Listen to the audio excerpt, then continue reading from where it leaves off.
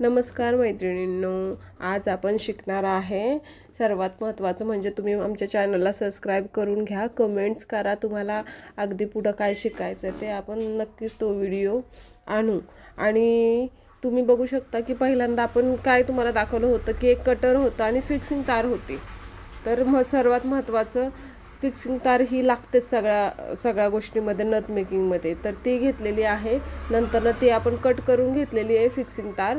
त्याच्यामध्ये नंतर आपल्याला एक 2 साईजचा व्हाईट मनी आणि 0 साईजचा गोल्डन मनी हा लागणारच आहे कंपल्सरी ह्याच्यासाठी।